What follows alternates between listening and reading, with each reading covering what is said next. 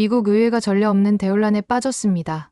자존심 따윈 잊어버리세요. 지금 당장 한국의 혁신 시스템을 도입해야 한다는 외침이 쏟아지고 있습니다. 이건 단순한 요구가 아니라 한국이 미국을 압도하는 기술력의 증거입니다. 이 충격적인 변화의 현장을 직접 확인하고 싶다면 지금 바로 좋아요와 구독을 눌러주세요. 준비되셨다면 극적인 이야기를 시작합니다. 화요일 아침에 저는 하품을 하면서 주방으로 느릿느릿 걸어갔어요. 햇빛이 제 아파트 창문을 통해 간신히 비치고 있었고 부드러운 황금빛 광선이 조리대 위로 드리워지고 있었습니다. 제 배가 꼬르륵 소리를 내며 아침 식사 시간이라고 알려주고 있었어요. 저는 냉장고 문을 열었고 계란을 찾으면서 차가운 공기가 제 얼굴에 닿았어요. 이상하네요.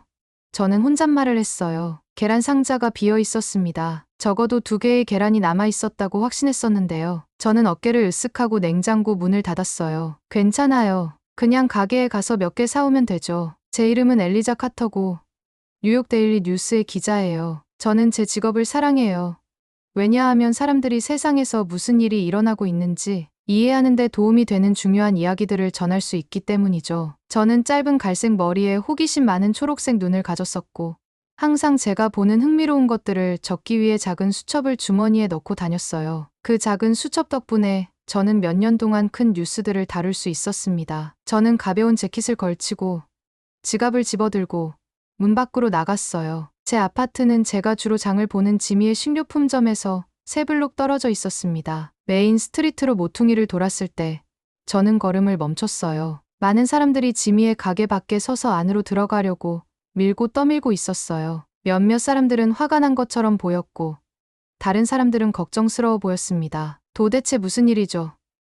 저는 혼잣말로 속삭였어요. 저는 제 기자 배지를 사용해 길을 열면서 군중을 헤치고 나아갔어요. 실례합니다. 기자가 지나갑니다. 저는 다투고 있는 2 여성 사이를 비집고 지나가면서 말했어요. 가게 안은 완전히 혼란스러웠습니다. 사람들은 잡을 수 있는 모든 음식으로 카트를 채우고 있었어요. 저는 가게 뒤쪽에 있는 유제품 코너로 향했어요. 계란 선반은 완전히 비어 있었습니다. 단 하나의 계란도 남아있지 않았어요. 선반에는 죄송합니다. 오늘은 계란이 없습니다. 라고 쓰인 작은 표지만 붙어 있었습니다. 제가 잘 아는 가게 직원인 미겔이 근처에서 우유를 다시 채우고 있었어요. 그의 얼굴은 피곤해 보였고 눈 밑에는 다크서클이 있었습니다. 미겔, 무슨 일이에요? 저는 수첩과 펜을 꺼내면서 물었어요. 그는 깊게 한숨을 쉬었어요. 도시 어디에서나 일어나고 있어요. 카터 씨. 도시 내 어떤 가게에도 계란이 없어요. 여기뿐만 아니라 모든 곳이요. 사람들이 패닉 상태예요. 하지만 왜요? 저는 계속 물었어요. 이제 제 기자 본능이 발동하고 있었습니다. 이건 더 이상 제 아침 식사에 관한 것이 아니었어요. 이건 하나의 이야기였습니다. 조류 독감이에요. 미겔이 목소리를 낮추며 설명했어요. 뉴스에 다 나와 있어요. 끔찍한 조류 독감이 미국 전역의 수백만 마리의 닭을 아프게 했어요. 농부들은 질병이 퍼지는 것을 막기 위해 닭들을 죽여야 했어요. 닭이 없으니 계란도 없는 거죠. 저는 빠르게 메모를 했어요. 이것은 제가 생각했던 것보다 더 큰 문제였습니다. 언제 계란이 더 들어올까요? 저는 물었어요. 미겔은 고개를 저었어요. 아무도 모르겠어요. 매니저가 몇 주, 어쩌면 몇 달이 걸릴 수도 있다고 했어요. 저는 미겔에게 감사하다고 말하고 가게를 나섰어요. 제 마음은 빠르게 달리고 있었습니다. 저는 거리 아래에 있는 존의 장소라는 작은 식당을 소유한 제 친구 존을 방문하기로 했어요. 그의 레스토랑은 아침 특선 요리, 특히 완벽한 써니 사이드 업 계란으로 유명했습니다. 제가 식당 문을 밀어 열자 종이 딸랑 울렸어요. 보통은 이곳이 아침 고객들로 가득 차서 아침 식사를 즐기고 있을 텐데요. 오늘은 거의 비어 있었습니다. 존은 카운터 뒤에 서 있었고 그의 평소 쾌활한 얼굴은 지치고 걱정스러워 보였어요. 안녕하세요, 존. 저는 카운터에 있는 의자에 앉으면서 말했어요. 힘든 날이군요. 존은 올려다보며 저를 보고 작은 미소를 지으려고 노력했어요. 안녕, 엘리자. 그렇게 말할 수 있겠네요. 그는 빈 식당을 가리켰어요. 계란이 없다는 건 아침 특선 요리가 없다는 거고 아침 특선 요리가 없다는 건 고객이 없다는 거예요. 얼마나 심각한가요? 저는 펜을 딸깍 누르며 메모할 준비를 하고 물었어요. 존은 이마를 문질렀어요. 40년 만에 처음으로 계란을 제공할 수 없었어요. 그는 슬프게 말했어요. 그의 눈은 걱정스러운 것 이상으로 두려워 보였습니다. 이 상황이 계속된다면 저는 제 레스토랑을 닫아야 할지도 몰라요. 제 직원들에게는 어떤 일이 일어날까요? 제 가족에게는요? 저는 카운터 너머로 손을 뻗어 그의 손을 토닥였어요. 이것에 대해 글을 쓸 거예요. 존. 사람들은 무슨 일이 일어나고 있는지 알아야 해요. 그날 오후 제 아파트로 돌아와서 저는 뉴스를 보기 위해 TV를 켰어요. 진지한 표정의 정부 관계자가 백악관에서 말하고 있었습니다. 우리는 전국적으로 심각한 계란 부족 사태에 직면하고 있습니다. 관계자는 말했어요. 상황은 심각하지만 우리는 해결책을 찾기 위해 노력하고 있습니다. 저는 커피를 한 모금 마시며 주의 깊게 들었어요. 그때 관계자가 제가 거의 커피를 뿜을 뻔한 말을 했어요. 우리는 계란 부족 문제를 해결하기 위해 한국과 수입에 대해 논의하고 있습니다. 한국이요? 저는 믿을 수 없어서 큰 소리로 웃었어요. 그 작은 나라가 미국을 구한다고요? 그건 말도 안 됩니다. 하지만 마음 깊은 곳에서 저는 이야기에 더 많은 것이 있는지 궁금했어요. 상황이 정말 그렇게 나쁜가요? 그리고 한국 같은 작은 나라가 정말로 강력한 미국을 도울 수 있을까요? 제 생각을 방해하며 전화가 울렸어요. 신문사의 제 상사인 프랭크였습니다. 카터, 프랭크의 거친 목소리가 전화로 들렸어요. 자네를 이 계란 이야기에 투입하고 싶네. 이미 하고 있어요. 저는 대답했어요. 아침 내내 정보를 모으고 있었어요. 아니, 큰 그림을 말하는 거야. 프랭크가 말했어요. 자네를 한국으로 보내고 싶어. 한국이요? 저는 놀라서 되풀이했어요. 그래. 한국. 그들이 식량 공급을 어떻게 관리하는지 알아내. 우리가 잘못하고 있는 것을 그들은 뭘 제대로 하고 있는 거지. 정부에서 다음 주에 관계자들을 그곳으로 보내고 있어. 그리고 나는 자네가 그 비행기에 타길 원해. 제 심장은 흥분으로 빠르게 뛰었어요. 이건 큰 임무였습니다. 하지만 동시에 저는 어떻게 생각해야 할지 확신이 없었어요. 저는 전에 한국에 가본 적이 없었고, 솔직히 말해서 저는 인상적인 것을 찾을 것이라고 기대하지 않았어요. 결국 미국은 세계에서 가장 강력한 나라였습니다. 우리가 작은 나라에서 무엇을 배울 수 있었을까요? 짐을 싸.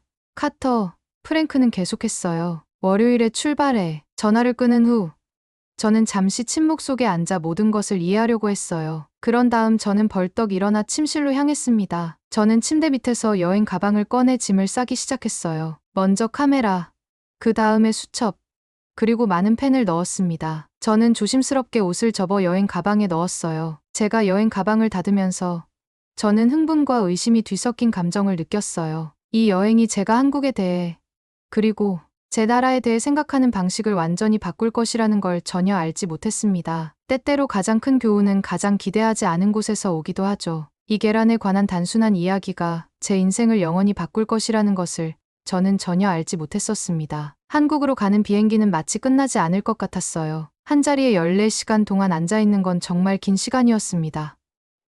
저는 영화 3편을 봤고 조금 자려고 노력했으며 사람들이 말하는 것만큼 나쁘지 않은 기내식을 먹었어요. 마침내 인천국제공항에 도착했을 때 제 다리는 뻣뻣했고 눈은 피곤했었어요. 하지만 비행기에서 내리자마자 제 피로감은 놀라움으로 바뀌었습니다. 이 공항은 고향의 공항들과는 전혀 달랐어요. 모든 것이 깨끗하게 정돈되어 있었습니다. 바닥은 너무 반짝거려서 저는 거의 제 모습을 비춰볼 수 있었어요. 완벽한 영어 안내문이 적힌 디지털 표지판이 곳곳에 걸려 있었습니다. 그리고 사람들은 공항을 통해 매우 효율적으로 움직이고 있었어요. 밀치기도 없고 혼란도 없고 어디로도 가지 않는 것 같은 긴 줄도 없었습니다. 한국에 오신 것을 환영합니다. 미소 짓는 공항 직원이 말했어요. 그녀의 영어는 완벽했고 억양의 흔적조차 없었습니다. 처음 방문하시나요? 네. 저는 얼마나 놀랐는지 보이지 않으려고 하면서 대답했어요. 여기는 모든 것이 너무 효율적인 것 같네요. 직원의 미소가 더 넓어졌어요. 최선을 다하고 있습니다. 즐거운 여행 되세요. 호텔에 체크인하고 몇 시간 잠을 자고 나서 저는 조사를 시작하기로 했어요. 첫 번째 목적지는 서울 강남구에 있는 슈퍼마켓이었습니다. 택시 기사님은 강남이 서울에서 가장 바쁘고 현대적인 지역 중 하나라고 설명했었어요. 창밖을 바라보면서 저는 구름을 만지는 것 같은 높은 유리 건물들, 밝은 디지털 광고판들, 그리고 하루 일과를 서두르는 잘 차려입은 사람들로 가득 찬 거리를 보았습니다. 슈퍼마켓은 반짝이는 쇼핑센터 안에 있었어요. 들어가자 시원한 에어컨과 함께 밝은 조명과 경쾌한 음악이 저를 맞이했습니다. 저는 노트를 준비하고 바로 계란 코너로 향했어요. 제가 본 것은 저를 그 자리에 멈춰 서게 하고 큰 소리로 숨을 들이쉬게 했습니다. 선반에는 계란이 그저 진열되어 있는 것이 아니라 넘쳐나고 있었어요. 수십 가지의 다른 종류가 있었습니다. 갈색 계란, 흰색 계란, 유기농 계란, 방목 계란, 오메가3가 추가된 계란, 멋진 포장의 계란, 단순한 상자에 담긴 계란, 일부는 심지어 정확히 어느 농장에서 왔는지 보여주는 특별한 도장이 있었어요. 그리고 각 종류마다 충분히 구비되어 있었습니다. 저는 입을 벌린 채로 서서 고향의 빈 선반들과 계란 없이는 사업을 운영할 수 없는 좀과 같은 사람들의 절박한 얼굴들을 떠올렸어요. 어떻게 이것이 가능한 거죠? 저는 혼잣말로 속삭였어요. 왜 한국은 계란 부족 현상이 없는 걸까요? 조류 독감은 전 세계 닭에게 영향을 미치고 있는데 저는 책임자로 보이는 깔끔한 유니폼을 입은 남자를 발견했어요. 그의 이름표에는 김재훈, 매니저라고 적혀 있었습니다. 실례합니다. 저는 그에게 다가가며 말했어요. 저는 미국에서 온 기자 엘리자 카터입니다. 계란 공급에 대해 몇 가지 질문을 드려도 될까요? 김 매니저는 공손하게 미소 지으며 고개를 끄덕였어요. 물론이죠. 어떻게 도와드릴까요? 계란이 떨어질까 걱정되지 않으세요? 저는 노트북 위에 펜을 대고 물었어요. 미국에서는 지금 매장에 계란이 전혀 없어요. 김 매니저의 이마는 혼란스러움으로 주름졌어요. 왜 떨어지겠어요? 우리의 공급 시스템은 매우 안정적입니다. 하지만 조류 독감이 저는 설명하기 시작했습니다. 아, 네. 그는 고개를 끄덕였어요. 조류 독감은 심각한 문제죠. 하지만 한국에서는 통합 유통 시스템을 갖추고 있습니다. 그가 계속해서 말할 때 그의 목소리는 자부심으로 가득 찼었어요. 우리의 모든 매장과 유통센터는 하나의 데이터 플랫폼을 통해 연결되어 있습니다. 우리는 농장에서 매장 선반까지 모든 계란을 추적할 수 있어요. 한 농장에서 문제가 발생하면 즉시 알 수 있고 다른 곳에서 계란을 가져올 수 있습니다. 저는 마음이 빠르게 달리면서 노트북에 열심히 적었어요. 이것은 각 매장이 자체 공급업체를 가지고 있고 거의 조정이 이루어지지 않는 미국의 시스템과는 완전히 달랐습니다. 우리는 또한 질병을 매우 신중하게 모니터링합니다. 김 매니저가 계속했어요. 우리 농장들은 청결과 안전에 관한 엄격한 규칙을 가지고 있죠. 우리는 문제가 발생하기를 기다리지 않습니다. 시작되기 전에 문제를 예방합니다. 저는 미국이 문제를 어떻게 다루는지 생각했어요. 보통 이미 재앙이 된 후에야 우리는 항상 반응하고 있었지. 예방하지는 않았습니다. 우리의 스마트팜 중 하나를 방문하고 싶으세요? 김 매니저가 제 생각을 중단시키며 물었어요. 거기서 우리 계란이 나옵니다. 꽤 인상적이죠. 스마트팜이요. 저는 무슨 뜻인지 확실하지 않아 되물었어요. 네. 그들은 기술을 사용하여 더 건강한 닭을 키우고 더 나은 계란을 생산합니다. 원하신다면 내일 방문할 수 있도록 제가 준비해 드릴 수 있어요. 정말 좋을 것 같아요.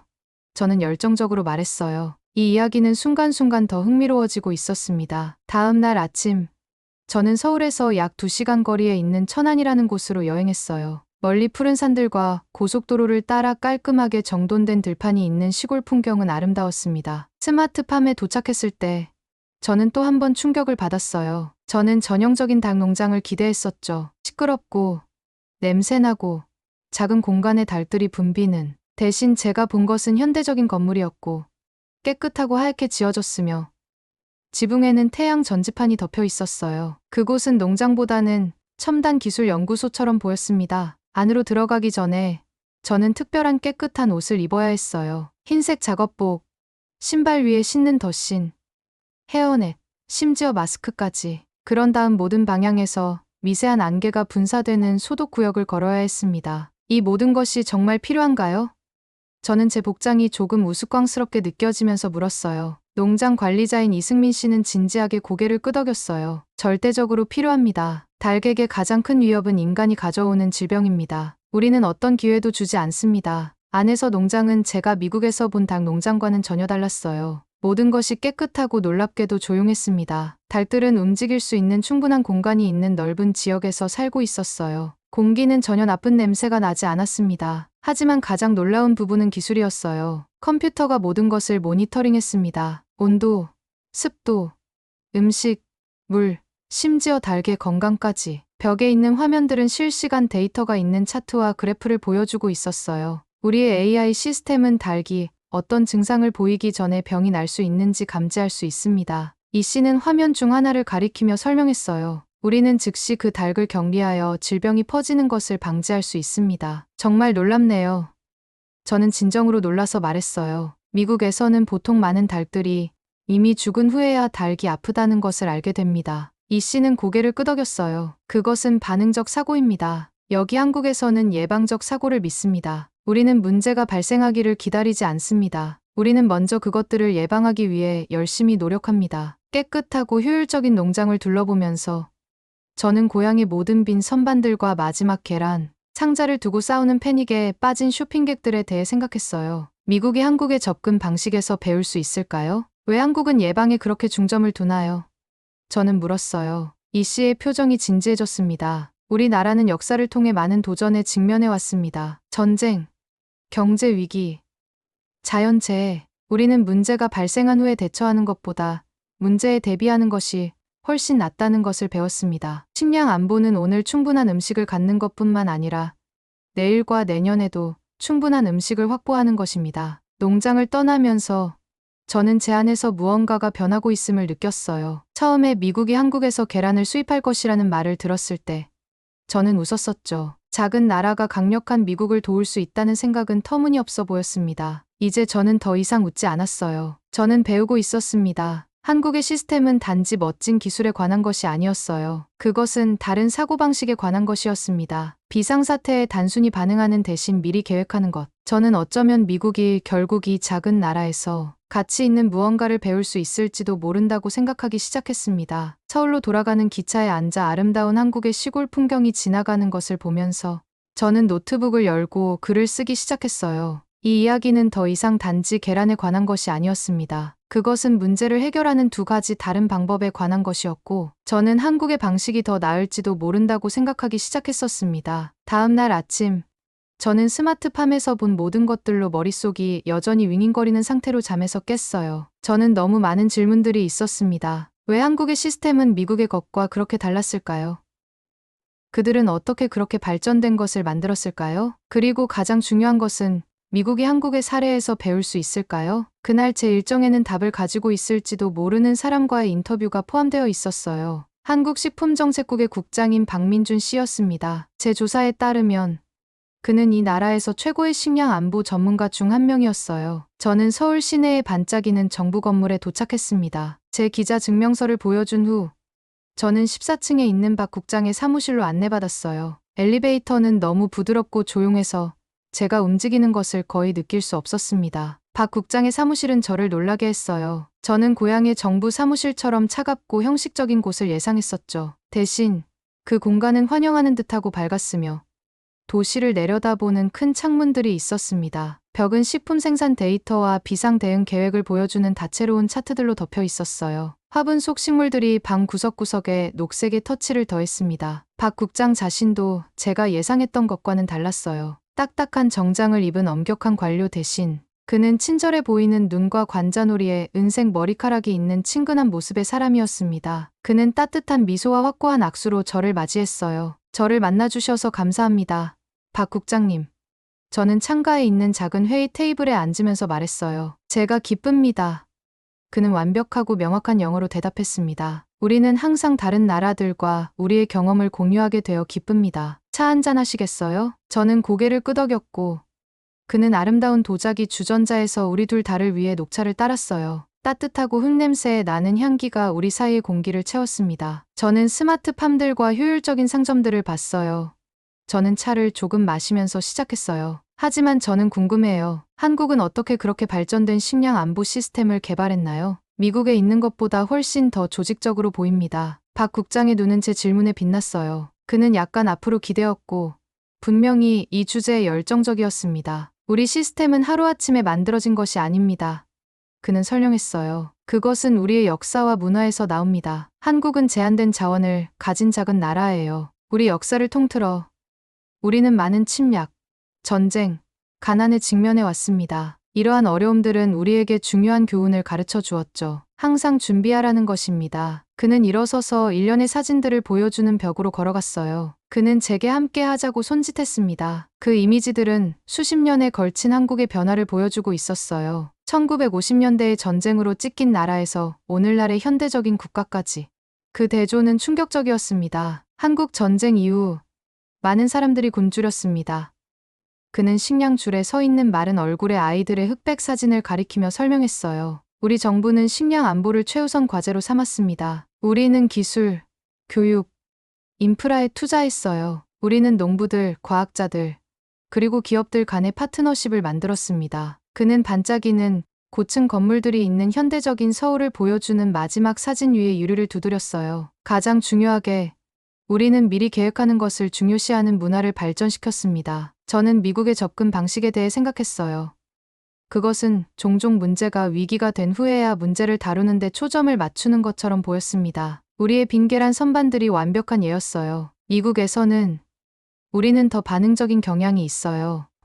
저는 약간 당혹스러운 느낌으로 인정했습니다. 박 국장은 이해하는 듯이 고개를 끄덕였어요. 많은 부유한 나라들이 그 함정에 빠집니다. 오랫동안 풍요로움을 누렸을 때 부족함이 발생할 수 있다는 것을 잊기 쉽습니다. 그의 목소리에는 판단이 없었어요. 그저 제가 더 많은 질문을 할 만큼 편안함을 느끼게 해주는 조용한 이해만 있었습니다. 그렇다면 여러분의 조기 경보 시스템은 어떻게 작동하나요?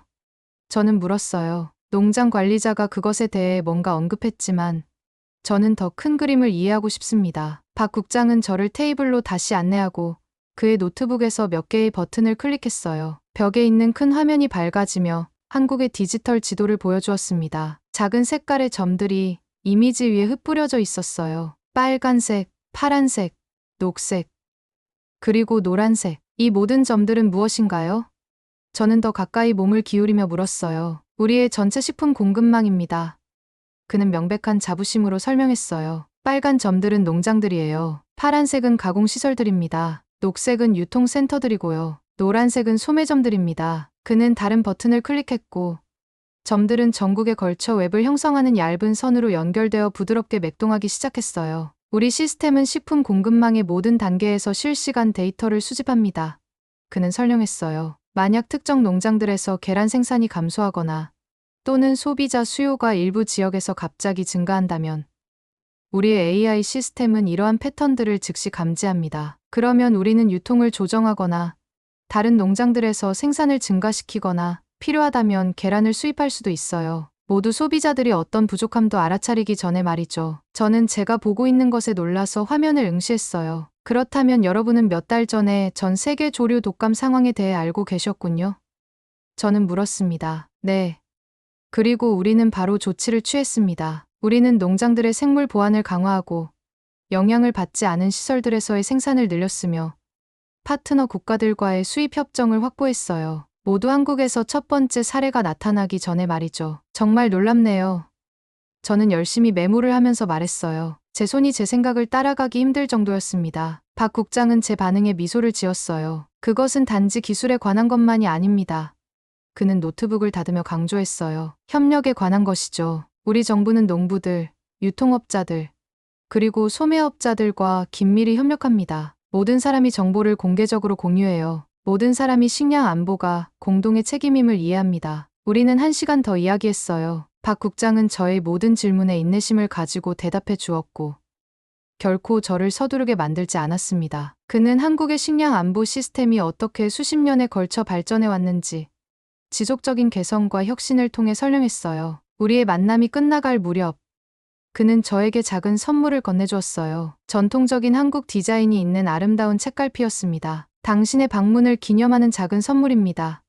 그는 미소를 지으며 말했어요. 당신이 우리 시스템에 대한 정보뿐만 아니라 우리의 철학에 대한 이해도 가져가시길 바랍니다. 미리 계획하는 것은 단지 현명한 것이 아니라 안전한 미래를 위해 필요한 것입니다. 정부 건물을 떠나 서울의 분주한 거리로 다시 나왔을 때 제 머리는 제가 배운 모든 것들로 어지러웠어요. 저는 한국의 협력적이고 예방적인 접근 방식과 미국의 더 개인주의적이고 반응적인 시스템을 비교하지 않을 수 없었습니다. 저는 계란 공급에서 어떻게든 운이 좋았던 덜 발전된 나라를 찾을 것이라고 기대하며 한국에 도착했었어요. 대신 저는 어려움에서 배운 교훈들을 바탕으로 구축된 정교한 시스템, 그리고 문제에 대해 생각하는 다른 방식을 발견했습니다. 오후의 햇살이 제가 근처 공원을 걸으며 가족들이 그들의 하루를 즐기는 것을 지켜볼 때 제 얼굴을 따뜻하게 했어요. 아이들은 놀이터 주변을 서로 쫓아다니며 웃고 있었습니다. 나이 든 부부들은 나무가 늘어선 길을 따라 팔짱을 끼고 산책하고 있었어요. 모든 사람들이 너무 평범해 보였습니다. 식량 부족이나 빈 선반들에 대해 당황하지 않았어요. 그럴 필요가 없었기 때문이죠. 그날 저녁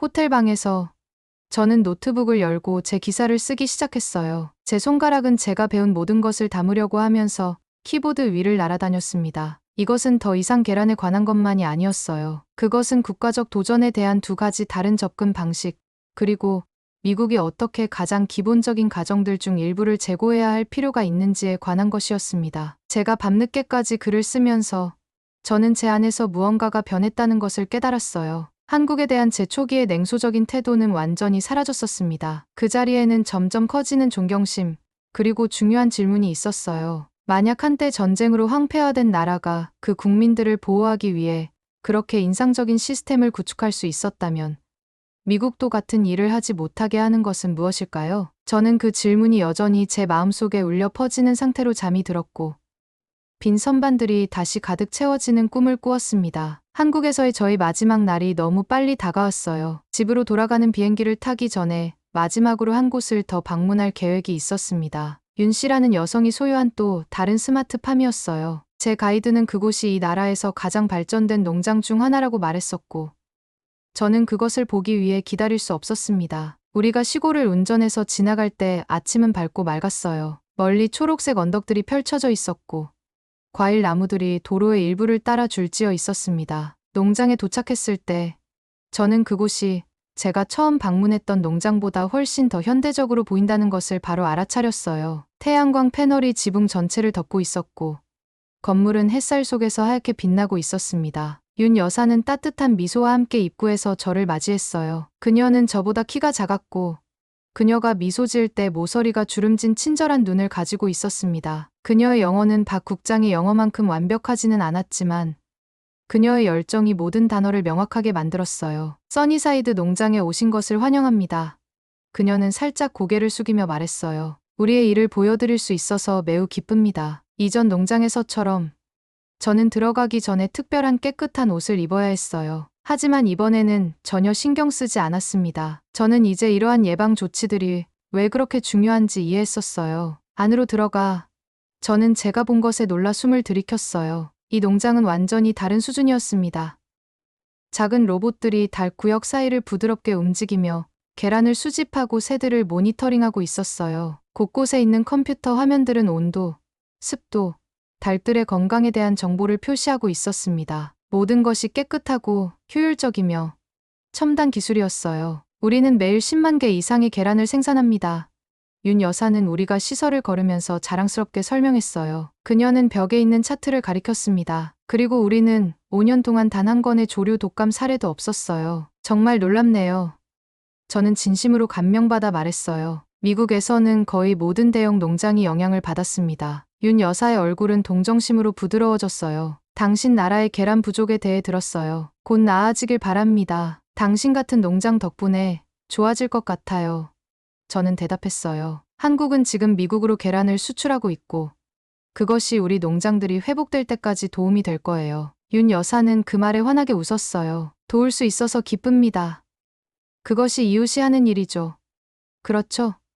어려운 시기에 서로 돕는 거예요. 저는 고개를 끄덕였는데 한국이 미국을 돕는다는 생각을 처음에 조롱했던 것에 약간 부끄러움을 느꼈어요. 윤 여사는 그것이 전혀 이상하게 보지 않았습니다. 그저 한 이웃이 다른 이웃을 돕는 것으로만 보았죠. 투어 후 우리는 그녀의 작은 사무실에 앉아 전통 한국 차를 함께 마셨어요. 따뜻하고 향기로운 액체는 제가 한국에서 보낸 일주일 동안 본 모든 것에 대한 생각을 정리하는 데 도움이 되었습니다. 떠날 준비를 하면서 윤 여사는 저에게 화려한 종이로 포장된 작은 상자를 건네주었어요. 작은 선물입니다. 그녀가 말했어요. 열어보세요. 안에는 아름답게 장식된 도자기 계란이 있었습니다. 그것은 손으로 그린 섬세한 파란색 무늬가 있는 하얀색이었어요. 그것은 제 손바닥에 완벽하게 맞았고 만졌을 때 매끄럽고 시원했습니다. 당신의 방문을 기억하기 위한 것입니다. 그녀는 미소를 지으며 말했어요. 집에 돌아가면 한국을 기억하도록요. 저는 그녀의 친절함에 감동받았어요. 농장을 보여주시고 지식을 공유해 주셔서 감사합니다. 저는 조심스럽게 계란을 제 가방에 넣으면서 말했어요. 여기서 많은 것을 배웠습니다. 지식은 공유하기 위한 것입니다.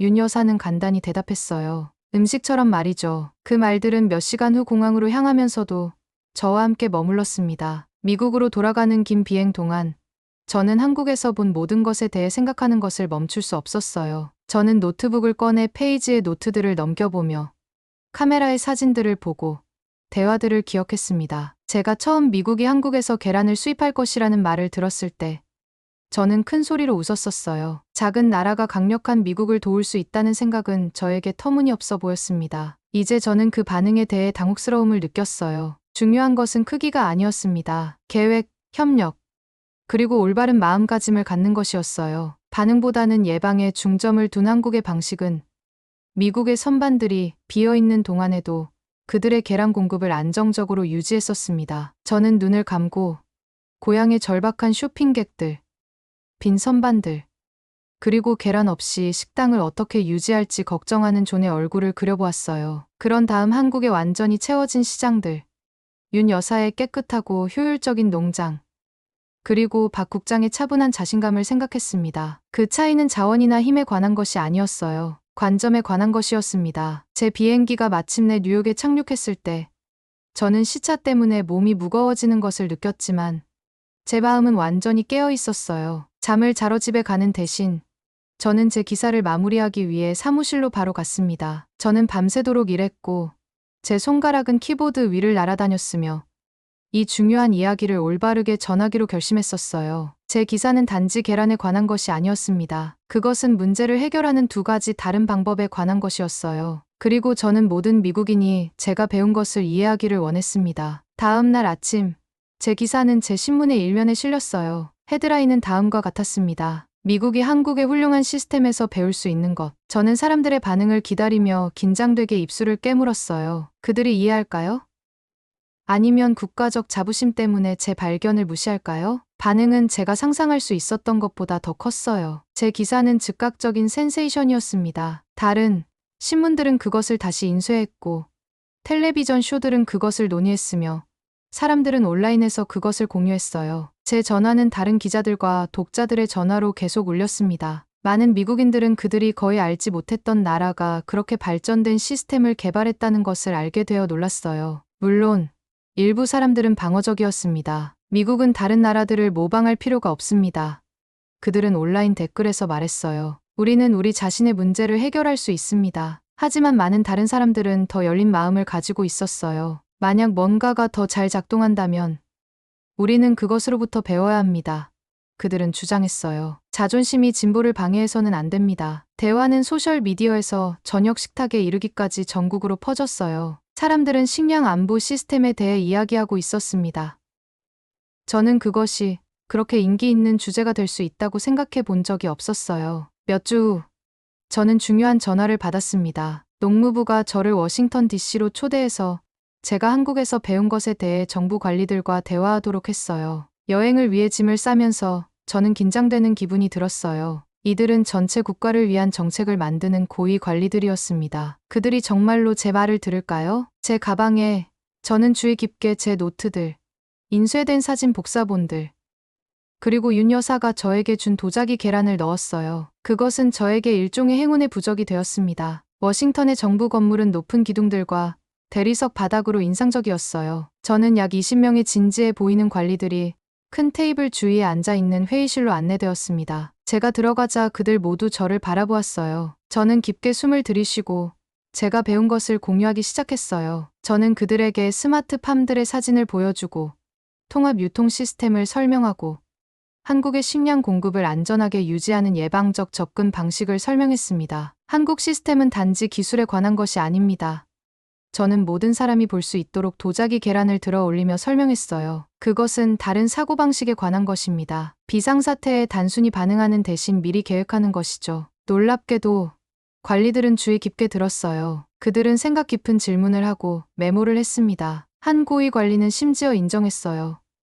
아마도 우리는 작은 나라들로부터 배우기에는 너무 자랑스러웠을 것입니다. 그것은 변해야 합니다. 그 후 몇 달 동안 저는 미국이 한국의 식량 안보 시스템의 요소들을 통합하기 시작하는 것을 놀라움으로 지켜보았어요. 농장들은 그들의 모니터링 기술을 업그레이드했습니다. 유통센터들은 그들의 조정을 개선했어요. 정부 기관들은 더 나은 조기 경보 시스템을 개발했습니다. 존의 식당은 다시 그의 유명한 계란 요리를 제공하고 있었고 식료품점들은 다시 선반의 계란을 가지고 있었어요. 우리는 여전히 한국 시장만큼 많은 옵션을 가지고 있지 않았지만 적어도 선반들은 더 이상 비어 있지 않았습니다. 6개월 후 저는 우편으로 특별한 초대장을 받았어요. 한국 정부가 저를 다시 오도록 초대해서 새로운 국제 프로그램에 대해 보도하기를 원했습니다. 한국은 미국을 포함한 전 세계 국가들과 식량 안보 전문 지식을 공유하고 있었어요. 한국으로의 두 번째 여행을 위해 짐을 싸면서 저는 첫 방문 이후 얼마나 많은 것이 변했는지 생각했어요. 저는 한국을 작고 덜 중요한 나라로 생각하며 도착했었습니다. 저는 한국의 혁신과 지혜에 대한 새로운 존경심을 가지고 미국으로 돌아왔었어요. 가장 중요한 것은 저는 진정한 힘은 크기나 권력에 관한 것이 아니라 똑똑하고 함께 일하며 미래를 계획하는 것에 관한 것임을 배웠다는 것입니다. 문제를 해결하는 것은 종종 다른 사람들로부터 배울 만큼 겸손해야 함을 의미합니다. 심지어 그들이 여러분이 예상하지 않은 곳에서 왔을 때에도 말이죠. 저는 윤 여사가 저에게 준 도자기 계란을 조심스럽게 챙겼어요. 그것은 제 행운의 부적이 되었고 중요한 교훈의 상기물이 되었습니다. 때때로 최고의 해결책은 예상치 못한 곳에서 오고 때때로 가장 작은 나라들이 가장 큰 교훈을 가르칠 수 있습니다. 제 비행기가 서울을 향해 이륙할 때 저는 미소를 지었어요. 이번에는 저는 회의론자로 가는 것이 아니었습니다. 저는 학생으로서 이제 깊이 존경하는 나라로부터 더 많은 것을 배울 준비가 되어가고 있었어요. 때때로 여러분은 더 나은 일을 하는 방법을 찾기 위해 집에서 멀리 여행해야 합니다. 그리고 때때로 그 새로운 아이디어들을 집으로 가져오는 것이 모든 여정 중 가장 중요한 것입니다. 오늘의 사연은 여기까지입니다. 앞으로도 계속해서 감동적인 이야기로 찾아올게요. 구독과 좋아요, 알림 설정 꼭 부탁드립니다. 다음 이야기도 많이 기대해 주세요. 오늘도 시청해 주셔서 감사합니다.